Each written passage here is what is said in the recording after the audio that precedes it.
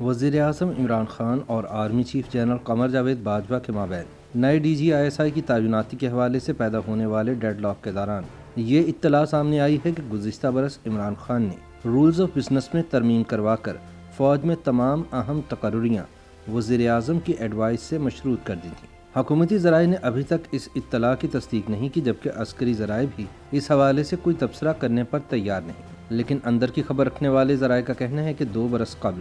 Army chief general Qamar Javed Bajwa کی مدت ملازمت میں توسیع کے عمل کے دوران وزیر اعظم عمران خان نے آرمی چیف، DG ISI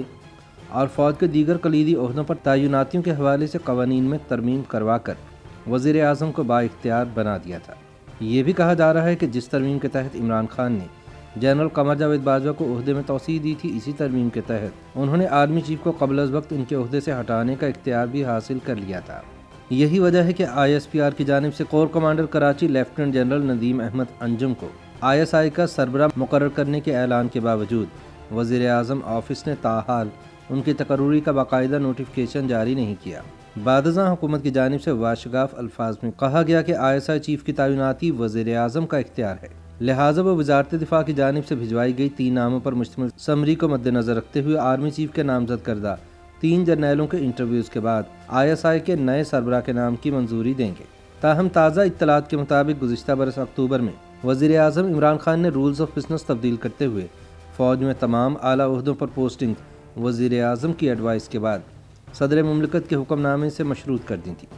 قانونی ماہرین کا کہنا ہے کہ اگر یہ بات درست ہے تو پھر پاکستان میں سول ملٹری تعلقات میں طاقت کا توازن تبدیل ہو جائے گا۔ ان کا کہنا ہے کہ کسی بھی سرکاری ادارے میں تقرر کا اختیار سب سے اہم ہوتا ہے، جس کے پاس یہ اختیار ہوتا ہے تمام افسران اسی کی طرف دیکھتے ہیں۔ اسی کی بنیاد پر ہمیشہ آرمی چیف طاقتور ثابت ہوئے اور مارشل لاء تک لگا دیتے تھے اور کوئی چوں تک نہیں کرتا تھا۔ ناقدین کے مطابق اب لوگ چاہے کہیں کہ عمران خان محسن کش ہیں، مگر انہوں نے خود کو ایک شاطر کھلاڑی ثابت کر دیا ہے۔ اب دیکھنا یہ ہے کہ اپوزیشن اپنے جمہوری موقف پر قائم رہے گی یا عمران خان کے بغض میں فوجی اسٹیبلشمنٹ کے ساتھ کھڑی ہو جائے گی۔ ان حالات میں یہ ایک اہم ترین سوال ہے۔